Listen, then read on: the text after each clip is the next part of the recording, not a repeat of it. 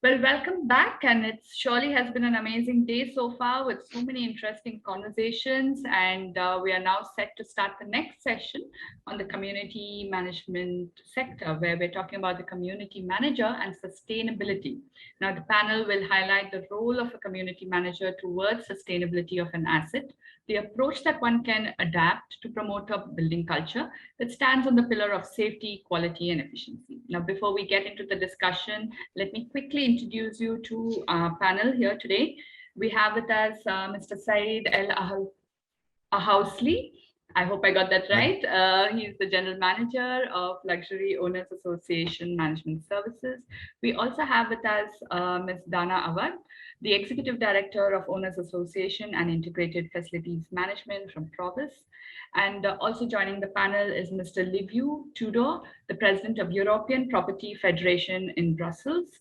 And we also have Mr. Samir Kulkarni, who is a senior industry professional. He will be joining us shortly and moderating the session this afternoon for us is Mr. Samuel Joshua, who is a senior consultant and popularly known as OA Ninja. So viewers, please note that you can post in your questions in the chat box and our panel would address them during the course of the discussion. And we do have an event feed on the homepage where we can take the discussion out there post the session. So we look forward to having your feedback on the sessions today. Over to you, Mr. Samuel. Hello and welcome to the second edition of Smart Built Environment. It is an honor to be a participant and a moderator for the session. Let me go on and introduce you to the industry leaders, and you'll be joined by some of the most excellent industry leaders in the industry. So I will first lead it to Mr. Saeed, who I know very personally and is a very popular participant in all these events. So Saeed, on to you. Please introduce yourself. Yeah, I'm Saeed ElHaouasli. I'm the General Manager of Luxury Owners Association Management Service, and we manage all the MAC portfolio. And pleased to see you again, Samuel. Pleased to see you as well. And next I have Dana Awad, very popular. Dana leads Provis, and Dana is taking care of both Abu Dhabi and Dubai portfolio. So Dana, kindly introduce yourself. Good afternoon, everyone. Thank you for having me. It's a pleasure to be among prestigious speakers. I think today's subject can be very interesting. Other than looking at the community management, I'm personally very passionate and lead the sustainability strategy at Provis. So I think we're going to have a great discussion this afternoon. And then I have Liviu Tudor, the President of the European Property Federation in Brussels. Liviu, can you kindly introduce yourself? Hi, I'm Liviu Tudor.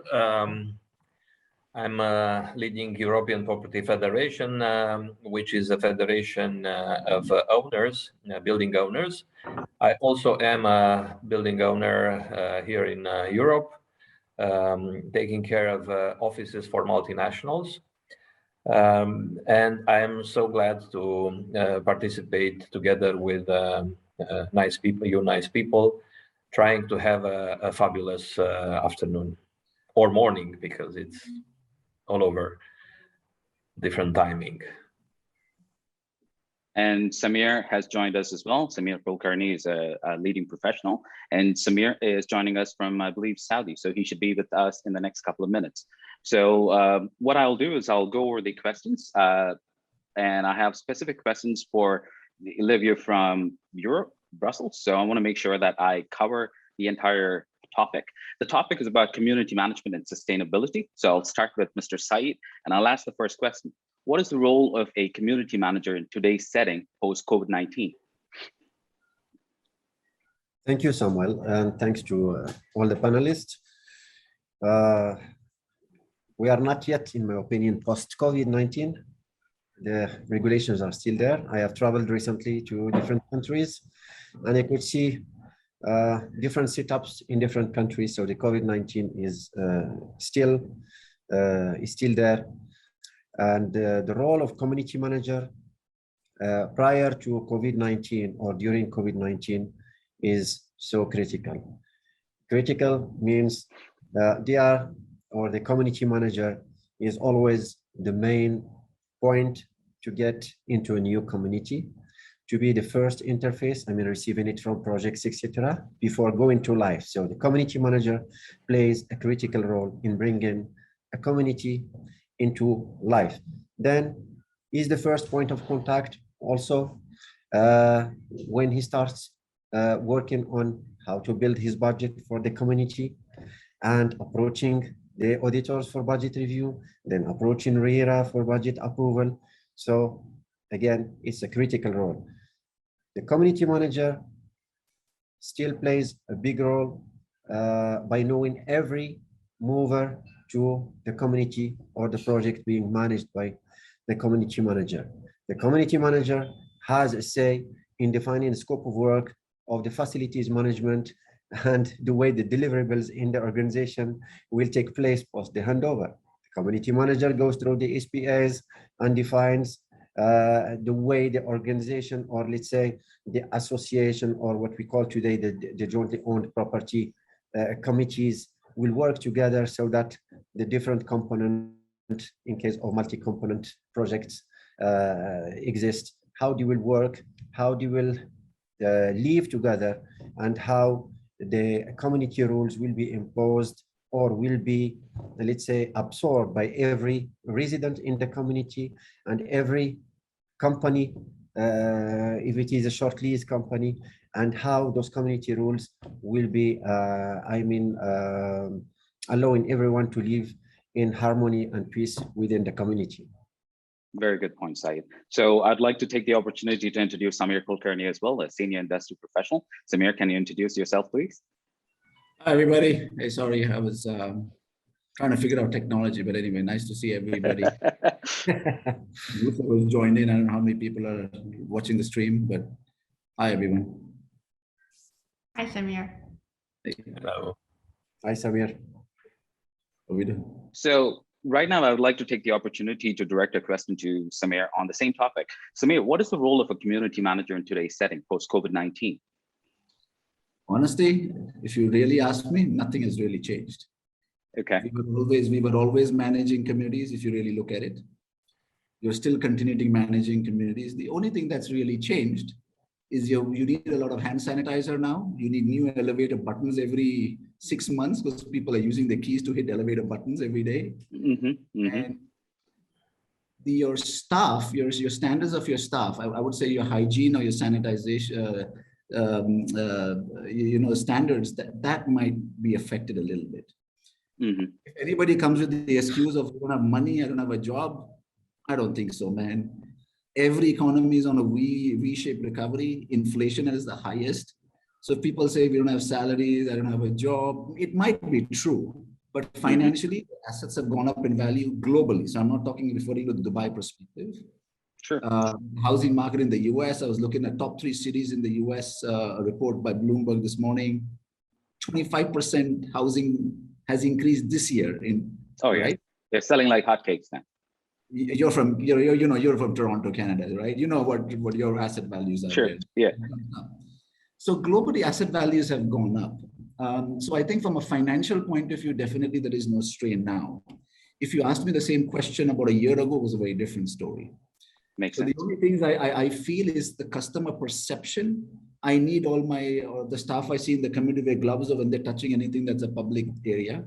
I want them to wipe down your railings more often. As I said, some of your assets will get damaged because of misuse.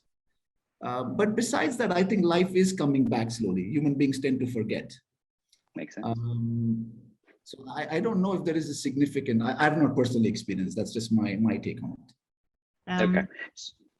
Dana, please. Yeah. Yeah, I was just going to jump in and comment. And while I agree with the panelists that the role of the community manager has always been very critical, and their main role is basically to safeguard the community and the well-being of the residents. Perhaps we have a bit of a different perspective living in Abu Dhabi. As everybody knows, Abu Dhabi has been a bit more on the very conservative side when it comes to COVID and the protocol followed. We basically have updates very often on regulations and protocol and what needs to be done, what can be done, the change of the capacity limits to the facilities, the way we have to manage the communities, our retailers within the communities. So I think our community managers today are really playing a very critical role in ensuring that there continues to be a safe community for the residents, for the visitors. We live with the Husn app, as people know, the green, and there's a whole science behind it that you have to stay on top of it to understand what is allowed, what is not allowed, who can come in, who cannot, who can use the communities. We had to revert to technology to be able to quickly change the capacity limits within the facilities usage. So perhaps Abu Dhabi is a different case. I'm not sure. I know Dubai is a bit more relaxed on that end, but I do think that has kept every community manager on their toes to make sure they're up to the bar, changing things, managing the community, managing the providers on the community, making sure as well the regulations are followed on their end. So we do have a bit of changes, and obviously explaining that sometimes to the residents and owners why things can be done or cannot be done. Access is restricted at certain points, capacity limits. So that has all probably changed the way community managers are acting today. Very nice points. Earlier, you said you're passionate about sustainability, so I'll forward the next question to you. What does sustainability mean to you, and what have you done as a leader in your organization in line with the sustainability efforts? I'd like to explain sustainability in simple words. And in a brief nutshell, sustainability is basically meeting the needs of the present without compromising on the ability of meeting the future generational needs. And to that extent, I think we need to start thinking, and maybe COVID was one of the things, a catalyst to this and an eye-opener, where we start realizing that what we do to the environment impacts everybody. As leaders and as Provis, we actually developed a full Provis sustainability strategy today that captures many elements. So we united with the goals of the UN, we have basically matched the 8 goals that actually meet our requirements.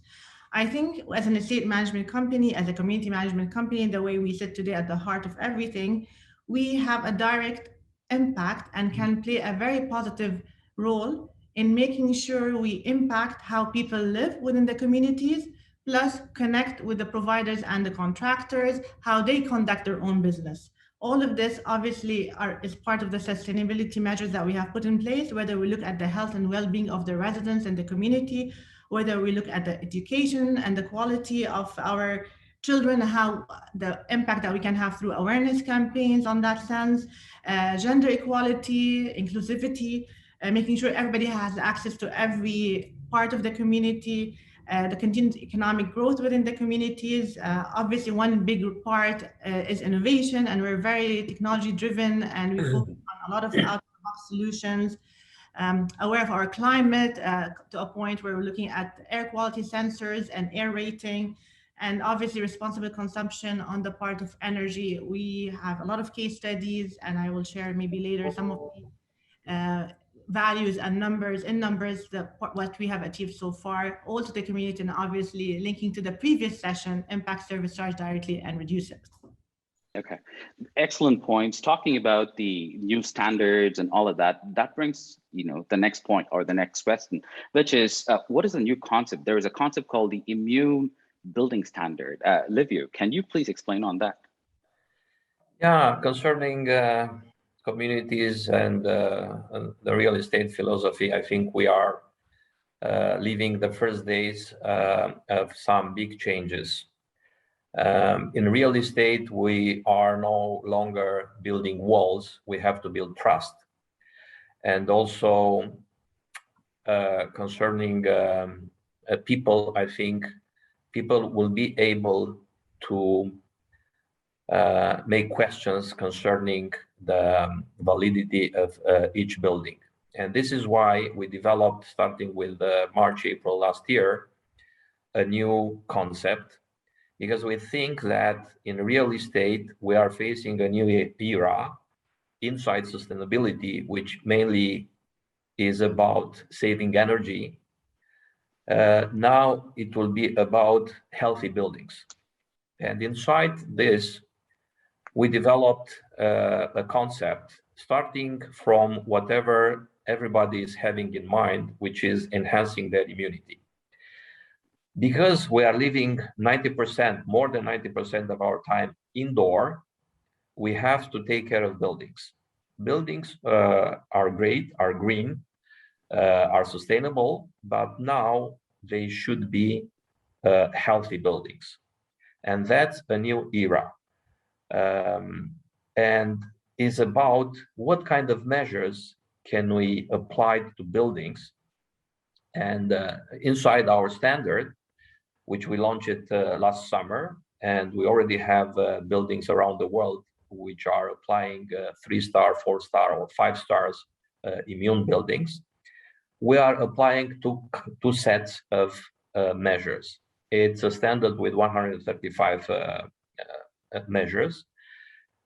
One, it's about what kind of investments we have to add in our buildings in order to be immune, and it's about a lot of things, touchless measures, UV lighting in the air, in the air conditioning, lots of measures. We are studying what is available in the medical industry, where they are building hospitals, and also in the clean rooms technology, which is the highest concerning healthy of environment indoor. So and this immune building standard, are you introducing it in Europe, in the Middle East region, in North America? Where are you exactly, what are you looking at, and what are your plans? We are looking to all the built environment. It's not only Very about nice. offices, it's also about schools, it's also about apartments, houses, shops, malls, and so on. So practically the whole built environment. The goal is, when a new pandemic or a similar threat will appear, we do not have to stop the world. We have to continue to work and live the same way we are used to, because working from home, this new concept is valid. Anyhow, it was prior to the pandemic, but that's not the solution. It's a mixed solution. The real power is in between people working together physically. Technology is not yet as developed to simulate the kind of energy a group has when they work physically. So it will be a hybrid working from home and from offices. Anyhow, there are three kinds of people. People which will love to work from home. This is how they were born. They are very productive alone. People which want to work only from offices because they want to socialize and they are much more productive in teams, physical teams, and the hybrid, probably most of the people. The issue is how we will prepare the buildings for them to ease fear and to increase trust in buildings and homes. And the immune building standard is about that. We are working with very big companies all around the world to develop the standard. The standard is under development just because pandemic is not yet over. We'll have conclusions probably after 1 year after the pandemic will be declared over. And by that time, probably we will finalize all the measures that the building should apply in order to be healthy. Okay.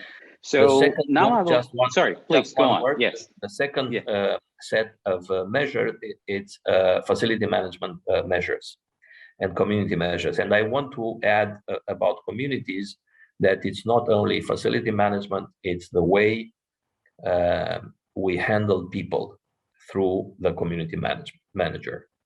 People would like to have new experiences when they come to work. Very true. Even if they are working from home a few days per week, 1 or 2, that's my prediction, that's all. And anyhow, it was prior to the pandemic. And community manager, I think, will have very new roles. I think showing to people that we care as developers and real estate owners, it will be the most important role, showing to our tenants and to the employees of our tenants that we care and we are taking measures, we invest in our buildings in order to make the new concept, healthy building, a live concept. Very good. Okay. So talking about the employee culture and the workplace and how COVID-19 has shifted the entire workplace, I'd like to talk to Saeed about this. COVID-19 has brought a lot of changes to organization, and a lot of people have changed, jobs or have gone to different places. In this, how do you, as a leader, create a culture that bases itself upon the safety, quality, and efficiency when you have a lot of people that are not working within offices but are spread out? Saeed, how do you, as a leader, what kind of issues did you go through and how did you address it? Well, thank you so much. I concord with Mr. Liviu about the new concept of immune buildings. And I have the pleasure and I had the opportunity to attend the smart facilities or animate the smart facilities, one of the conferences where it's very important to implement, or it was highlighted that it was very important to implement the new technology. But I would like to highlight that when you say sustainability, automatically most of the employees or most of the industry players, they go directly to the energy monitoring and saving, LEED certification, ISO 50001 certification, etc. Exactly. But it's not the aim. To me, sustainability is more global than that. It's excellent. Start with the human capital. In your human capital, you can have sustainability. Are you receiving the new joiners in good manner? Do you give them the operation manuals to know their scope of works? Do you train them properly before they become your ambassadors in front of your customer? So this is a very important factor. The second aspect is the social. Are we within the framework of work in terms of sustainability? We spend more hours maybe than families. Do we have the right environment for the employee to be integrated? Do you have the right environment for an employee to help the other who needs help? So this is also sustainability, or what we call the social sustainability. Of course, the third aspect is the economic sustainability.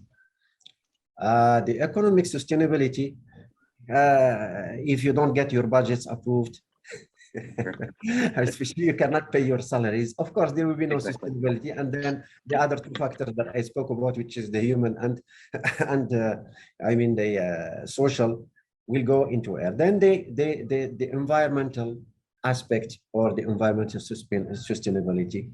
We, as leaders, have the responsibility to teach our employees, to teach our colleagues, and keep participating into implementing the right approaches of energy monitoring first, analyzing of data, energy savings, certifications, the air quality in the community. But part of the sustainability also, how you engage. And this is what we have done. It's true that the COVID-19 have impacted, for instance, the engagement of customers in our communities because the events were stopped at a certain moment. But now, at least there is that flexibility of having events in the communities, but with certain restrictions, keeping the minimum distance, etc. So I think we, as leaders, have that responsibility to keep the employee first happy, having the right approaches and policies and procedures for the energy and the safeguard of the environment.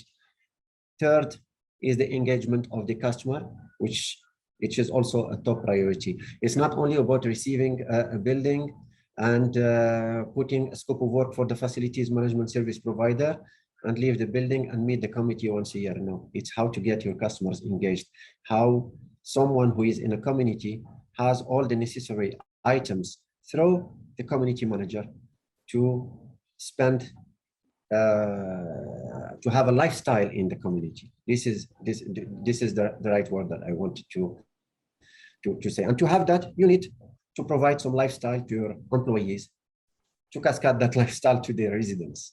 Yeah. Dana, do you have any points to add? Yeah, I 100% agree with Said. And what I wanted to add is on two levels. Your loyalty starts with the people that you invest in, your staff, and with your residents and owners on the ground. With the staff, I think, especially during COVID, when everybody was really fighting their own battles, it was very important to stay connected through town halls, entertaining town halls. We'd play games, we would just connect for the sake of connecting, because that relationship, building that relationship was very important to keep everybody motivated, to know that they're not alone. So we're investing in that, investing on online training when we could not do physical training. We had, I think, 30 plus trainings happening online during that COVID period. And then moving on, I think we were one of the first in March 2020 when events stopped, and we realized people needed to know that we're still there for them as a community. We're part of this, we're in this together. We eventually changed our model, our clubhouse and lifestyle model, from a physical engagement to online classes.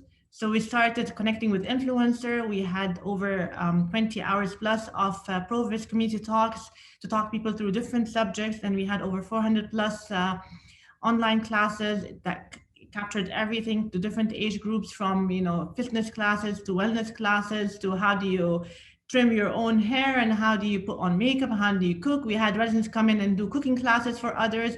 And we actually did not limit that to our residents. We opened it to the community at large within Abu Dhabi. It was online, all for free, featured. We just wanted people to know that we are there.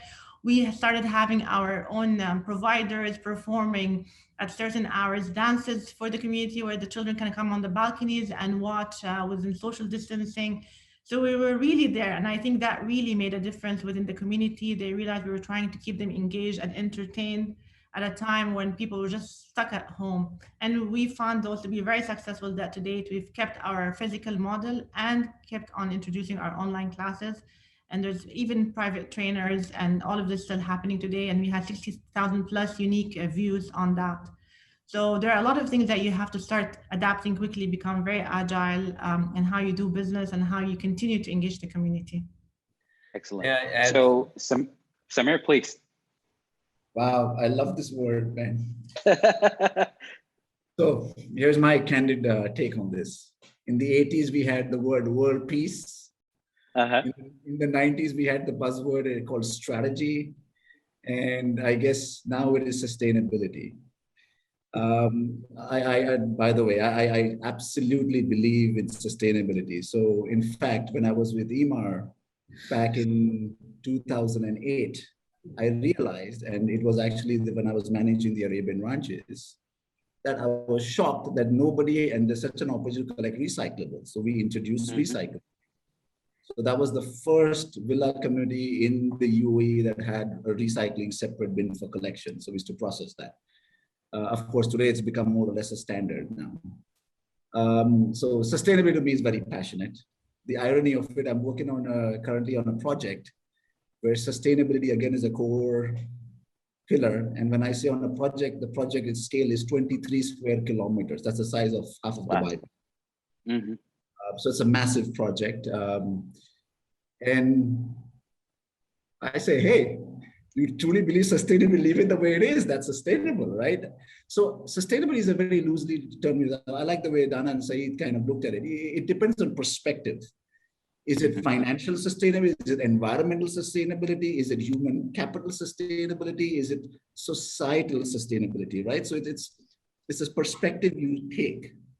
So it's vast. Is it important? Absolutely, it's important. I think everybody's got to get a buy into it.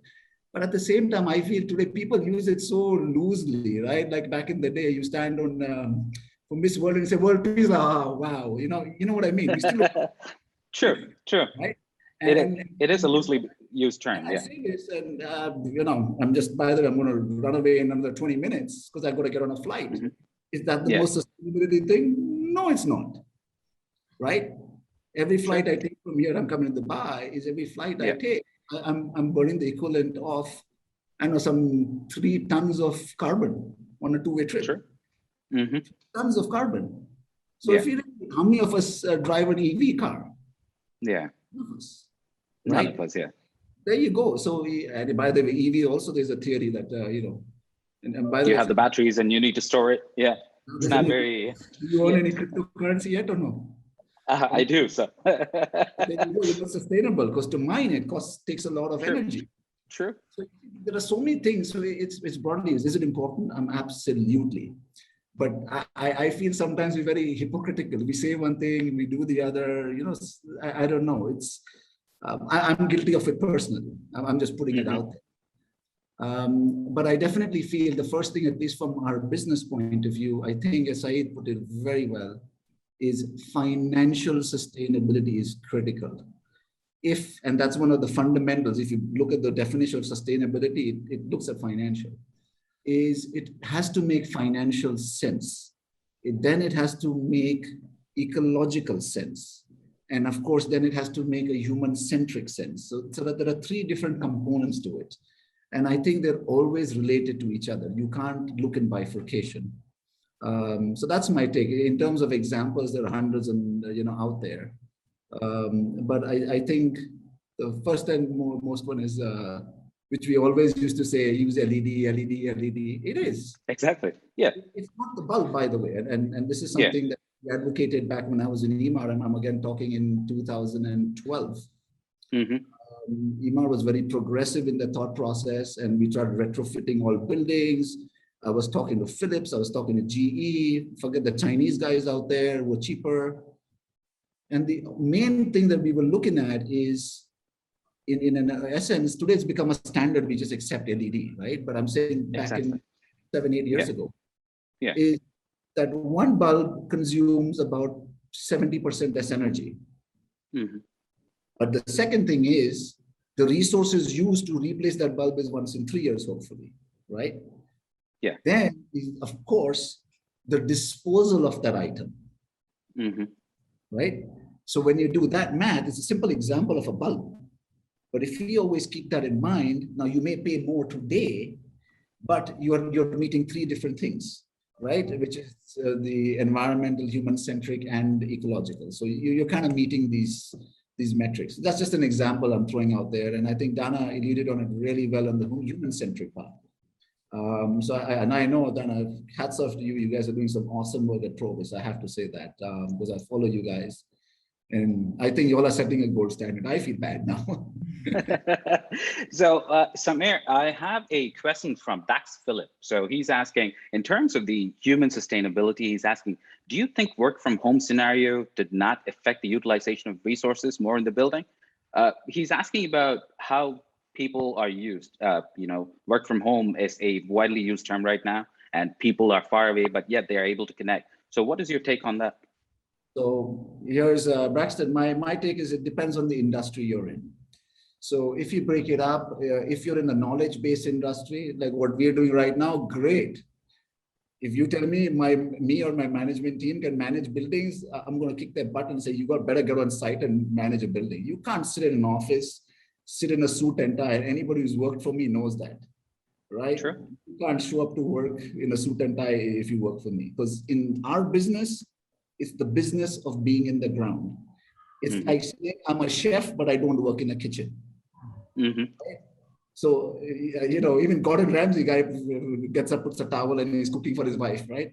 If you're in the business, you've got to be there physically, guys. I strongly believe in that. Can certain tasks be done remotely? Of course they could be. Can we use technology? Of course you could use. But fundamentally, it's a business of being on site. So Braxton, I hope I answered that question. Okay, Saeed, I have a statement or a question from Nasser Barhoum. He's asking, sustainability will require initial capex. What options do you consider to fund it to deliver tangible results? So Saeed, what's your take on that? Well, every asset has a cost, and every asset has a life cycle. And linking it to our subject, which is sustainable community management. So the community manager today has to be multi-skilled. He has to do, as a community manager, do his job of communication, where he has to be very skilled in the way he writes and to provide reliable messages to the customers, but also to be aware of the fundamentals of asset management, because at the end, what the asset manager do or does? Protect the asset, yes. Protect the asset is how to optimize the life cycle of the asset. Okay, but when we say optimize, it's not about cutting. If I appreciate Mr. Nasser's Barhoum's question, but to me, I always believe in optimization and not in cutting. But along with that, you minimize the cost. So luckily in our community management, we have something called reserve fund. And that reserve fund, it's not like prior to 2015. I remember prior to 2015, you ask any community management company, what is the reserve fund? It's 1 dirham per square foot. How did you calculate it? Yeah, how did you calculate it? No, it's just market standard. Okay, it's not like that. It's, you have to be, that's why I say the community manager has to be aware of the principles of asset management, and he has to be also aware of scope of work of facilities management to be able to understand what the third party started doing from 2015 in getting all the assets of a project into an Excel sheet, put in the life cycle of every asset, take the initial cost of an asset and divide it over 20 or 25 years. Then we come to a figure. So the origin is to start from total number of assets with their total sum, I mean total amount of money, then come to price per square foot. So that has changed compared to earlier. So come back to Nasser's question about the assets. Yes, the assets that are in every project, they are very important. The way you provide your scope of work to the service provider and the way you monitor also your service provider participate in increasing or decreasing the life cycle of an asset. Okay, so we will go to the next point. Dana, I would like to point this question out to you. So is Dana still there? I believe Dana has lost the connection. So let me ask another question then. Liviu, how is the real estate offices changing around the world from in terms of your business? How is it changing from Brussels, Berlin, London, New York? I believe your business model covers a lot of space. How do you, the immune building standard, how has it covered it? And what is the changes that you see in the current space? It is not yet public, but I can tell you that all the big players, multinationals having offices all over the world, are working for their concept concerning the future of workplace. There are a lot of ideas how the future office would look like, and of course how community will management will change in order to take care of the new issues that we are facing. And by the way, this is a huge event in the world, and definitely the world of tomorrow should change and adapt to challenges we face during this pandemic. So in our opinion, it will be new models for real estate concerning the ability of buildings to adapt to new challenges. As you know, the last few thousands of years, initially we have wind and rain and we build walls. Then we had fires and we build and earthquakes, and we build the fire codes and structural codes. And then we have issues concerning environment. So we build green buildings and sustainability concepts. Sure. And now we have this pandemic. So our answer was we have to build a healthy by design system and a new concept, which is what we call it immune building standard. And I want to add concerning the community manager, he will have new functions. And I want to emphasize on one. We call it immune steward. So when such a pandemic or a similar threat, bacteriological or toxicological, will appear, this function should be able to press buttons in what we call healthy by design system. It's something similar with a firefighting system. You, by law, are obliged to invest into the firefighting system, and then we pray never to use it. The same way, we have to invest in the healthy by design system and to teach, and we are preparing courses for that, the immune steward, to be able to press the buttons, to apply rules, and to make some equipments to function in that building. And that's the way the new real estate will look like for all the buildings around the world. Our tenants are only very big multinationals with offices all over the world. And each of them is working on their own model for the future of work. Definitely, in the end, we'll have a standard for that. That's the death of open space office, as you know. It will be a different kind of office where community will have a very important role. And the name of the game, in our opinion, is experiences. We have to give to our people experiences, including health experience and building trust. And that's the way we think these days, this month, the whole world of offices will change. Okay, so I'll shoot the next question to Dana. Dana, in the past couple of years, you and in Provis have done a lot of things together. As a leader in the organization, a lot of things would have happened in terms of human capital, in terms of the sustainability of the asset. What are the challenges that you faced, and what can other leaders learn from the challenges that you faced? Please. So I think one of the things that I've realized that you can put all the technology in there and you can get as innovative as you need to be, but if you don't have the right resources, if you don't train them, if you don't get them on board and cascade that to the bottom and top, then your investment is not really worth it, because it's just as good. Very true. So that's one of the challenges. You have to come to a point where you decide, can you have that shift? Do you have the people on board ready to do that shift? And then what can you do? So, I mean, there are things that can be done that needs, we've looked at it as the low hanging fruit, and some things were just an easy given that we can immediately run with. And there are things that you have to invest more, and then you start looking, is it worth it? For example, solar panels could be very expensive. Is it worth it? What is the payback period? Do you go with that, or are there other solutions, and how does that impact? And what's the, an advantage of having these?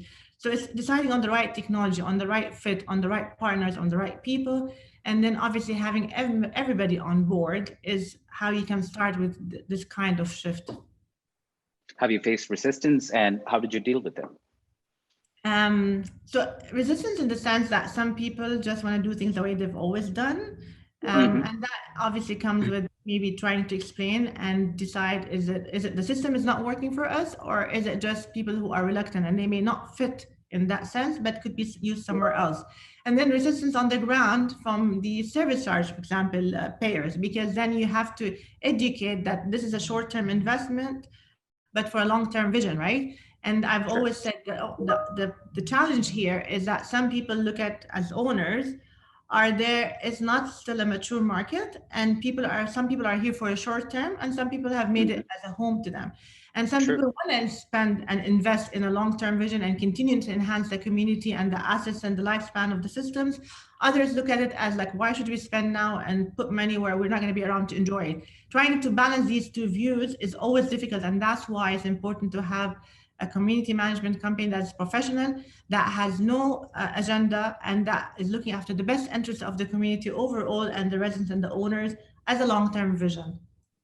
Okay, I have a candid question from Bashrat Ahmed. I will lead it to Samir. So Samir, Bashrat is asking, community management has almost been taken over by the government agencies, which in turn rely on the agencies for advice.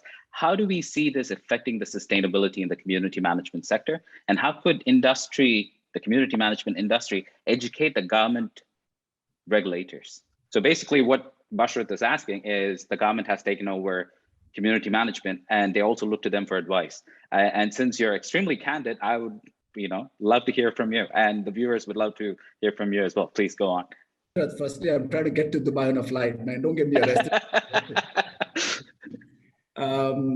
I think it's really interesting. So I was just before this, the dynamics. So I think as Dana as well, and this dovetails very well into the next question Bashra just asked, is the industry in this part of the world cannot be compared with anywhere else. Let's get this right first. True, very true. The word community management as well was a word which 3 people or 2 people in EMAR picked this word up from the US because we wanted to model it based on the US system. And today we all use this word community management. It is only used in the US and in little parts of Canada as well, the West Coast, not in the East Coast. In Australia, it's called something else. In India, it's called a corporate. It's, globally, it's called different names. It may mean the same thing. Now, the difference, especially of the Middle East, and I'm based in Saudi Arabia, it's a little different because we have a huge local population, but I don't know how is it in Abu Dhabi for Provis, but pretty much Dubai and even Abu Dhabi to some has a huge. If you look at this panel, raise your hand if you belong to the UAE. None of us do, right? That is the first thing you need to understand, because if you own an asset, you need to ideally be rooted in that asset for a very long time, have a long-term vested interest. Like perhaps we have in our own home countries, which an asset gets passed down generation to generation, or we sell it, or we increase value. Here, we're all transactional. I own multiple rental properties. What I do is I'm just looking, hey, it goes up, sell, buy, sell quick, right? Sure. Now, not everybody has that aptitude in the longer interest, as what Dana is saying. And that's why what she said is absolutely spot on. It should be, you got to be lucky that you find somebody, a good community management company that doesn't use, as Saeed was saying, that reserve fund of 1 dirham or 10% and walk away, right? Yeah. So I think that's something that's really important.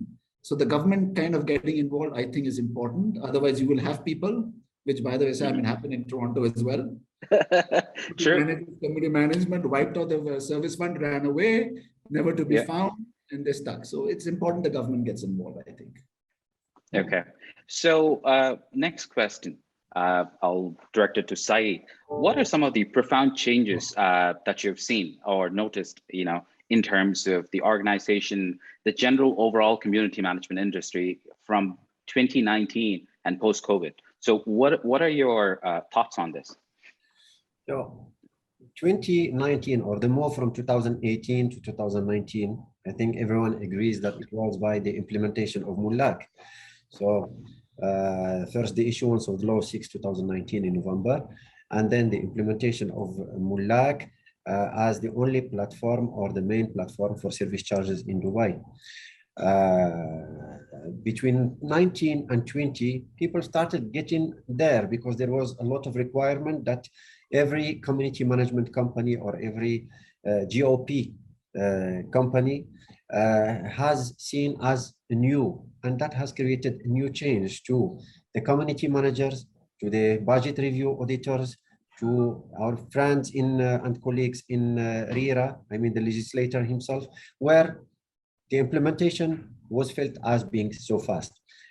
2020, it was more, or the impact, we have seen a bigger impact in terms of not only Mulak, it's the requirement to conform to the lockdown. If you come back to March 2020, the lockdown started. It was, people were recovering from the, let's say, somehow the damages of the previous budget submissions and approvals, etc. And they were faced with a new fact, which is they have to get their budgets approved and have online meetings. So that human touch that used to have by going and convincing Mr. X or Y has suddenly disappeared. But sure, I have to commend the activity of all the community management companies and their partners in the facilities management, because the works, or if you, many works have continued from the online, and the technology has played a big role while moving from 2020 to now. We had meetings with RERA, we have meetings with civil defense, we have meetings with like today, the Dubai police. All those meetings were coordinated in a seamless manner. The communication with the owners have continued, okay? But the human touch with those authorities have been a little bit, I wouldn't say nullified, but has decreased. So this is, if you want the picture from 2019, 20, and 2021. However, the criticality that I mentioned earlier of the community management in the industry has remained the same. The communication with owners have continued. The meetings with the committee members have continued. The budget approvals and discussions online have continued, and the submissions have continued.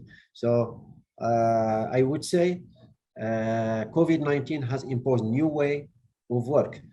On the management companies, it was the easiest part because maybe their work is more administrative. But as Samir mentioned, when you are in the facilities management, it's quite impossible because whatever technology or whatever you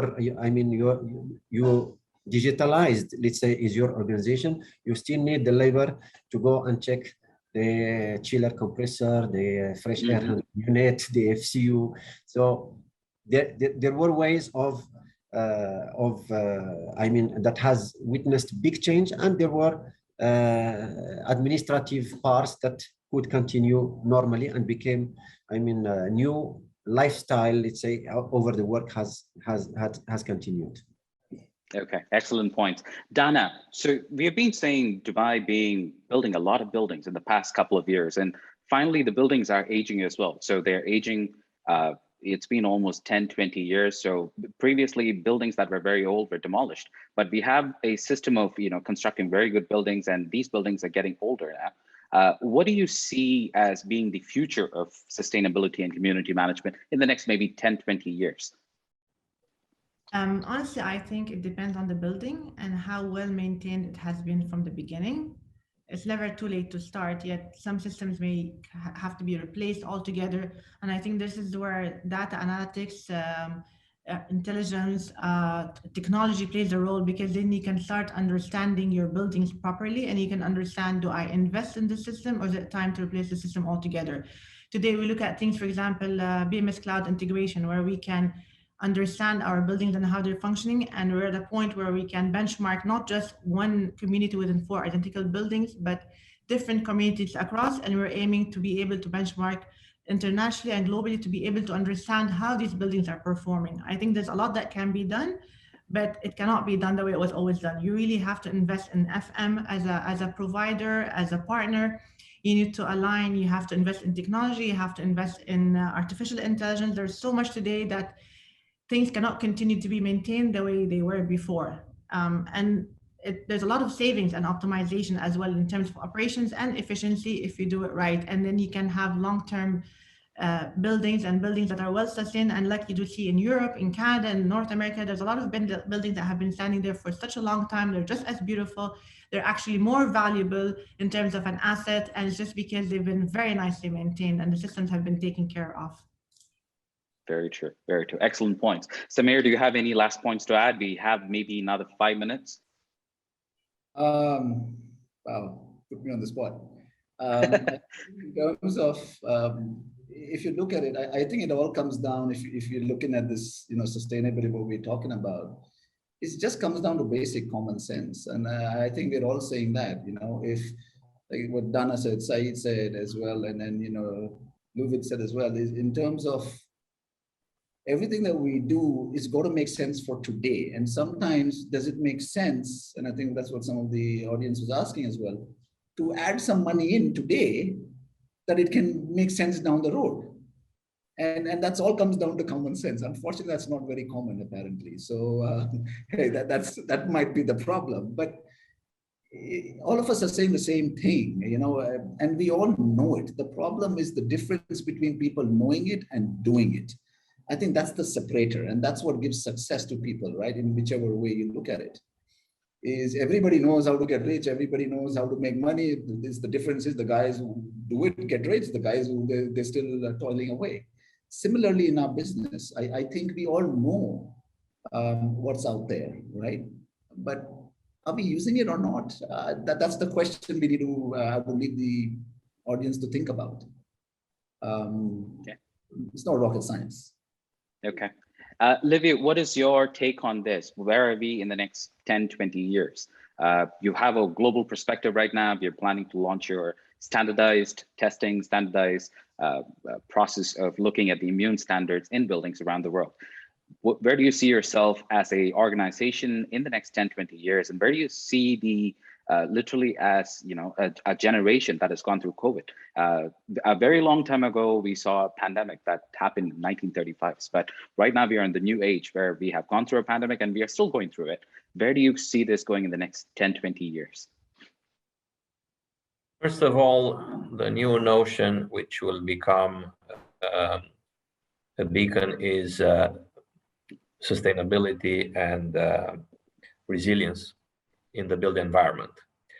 We have to live with this kind of challenges. This is not the last pandemic, unfortunately. Unfortunately, this will last probably another 2 years. And we have to learn how to live with these kind of challenges.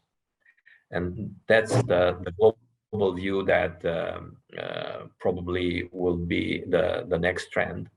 How can we adapt to these kind of challenges and life to go on without any lockdowns and big issues that lockdown is coming with? And the answer is a new concept concerning healthy building, and the workplace of the future should adapt these kinds of challenges. And this is what we saw happening in each big organization about their people, about the offices and the way they will work. It's a new paradigm. Not only one, a few will appear. One of them we are very sure will be the immune building standard, and later the healthy building standard. And it's the way people will work without being all the time remote.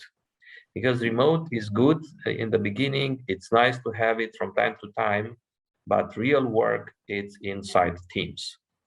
If human being was conquering the world, they done it because they were able to work together, being very small against huge huge threats. They were able to conquer this planet working together in a physical world.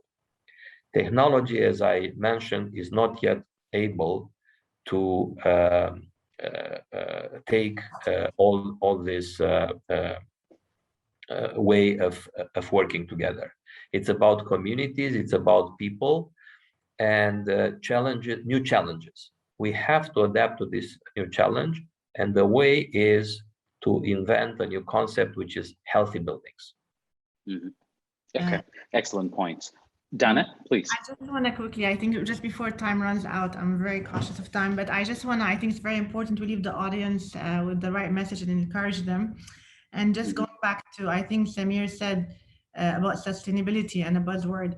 I think after this session, are we going to stop getting in our cars? No. Are we still going to fly? Yes. Are we still going to be doing things that conflict with the pillars of sustainability? For sure.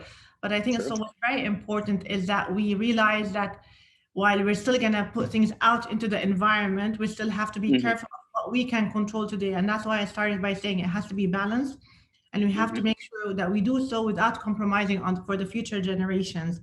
And funny enough, 2 years ago, I did a PropTech talk, and I said, is PropTech a buzzword and an opportunity? So yes, we have these buzzwords that come out every once in a while, and I just leave with sustainability today. I ask, is it a buzzword or is it a social responsibility? I think it's a social responsibility. It is. Not within the corporate. It's for each and every individual. There's 17 different goals today. It's up to each individual or corporate function or entity to decide what works for them, what goals can they align with, where they have a positive impact and can make a change.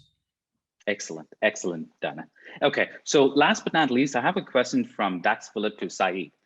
Saeed, Dax is asking, what is the best way to evaluate a sustainability policy set in an environment, in a dynamic environment, where it is not working? Let's say a sustainability policy was implemented and it is not working anymore. How should managers deal with it, or how does management deal with it? So that's a question from Dax. Saeed, please. Yeah, thank you, and thanks to Dax, and greetings from this while talking. I think community management companies have always to be able to adapt to change. There is all community management companies in Dubai particularly, they work under legislator with RERA, and I think throughout my experience is one of the best legislations that I have seen. I have taken over projects in Dubai and other Emirates, and also in Saudi or Jordan, etc. So far, and in my own country. So so far, I find it one of the best legislations that exist, because it defines a framework to management companies to work within a certain manner. So coming back to the question, how the consistency, I mean the policy that Doug spoke about regarding sustainability. So first, we invite everyone to have a sustainability policy in place and in writing. Explain it to the employees. Cascade the information to the owners and residents. And I think this is very important. And when there are changes in the regulations, it is always for the best. I have seen, for those who have seen the master plan of Dubai 2040, it's a very optimistic plan. It's all focused towards well-being of residents. There are a lot of sustainability actions that are being taken during the project itself. And this is where I concord with Mr. Liviu. To have a project, a sustainable project, definitely its management will be more sustainable, okay? And to have a sustainable project, there must be a legislation or those who participate in the legislation to make some things mandatory. We cannot speak about sustainability while a community management company today still receive buildings from developers who have, to increase their profit, remove the BTU meters, for instance, and then they have to go through retrofitting. Exactly. And you know what is the cost of post-construction. Oh, yeah. So to have sustainability policy in place is, I would say, it's a must. It should be part of the operation manual of companies, but it needs to be adapted from time to time and based on the change in regulations and laws. Excellent. So Saeed, thank you for your time. It is not often that we get to get together, but thank you for taking your time and coming together, Dana, Liviu, and Samir. Excellent conversation and excellent ideas and excellent perspective from the leaders of the industry. So thank you again from me, Sam, aka the Oya Ninja, and thank you again to everybody else, the viewers and the questions. And it's been a fun webinar, and I look forward to doing a lot of more webinars with you guys. Thank you for attending. Thank you, Sam. Thank you all. Thank you. All the best.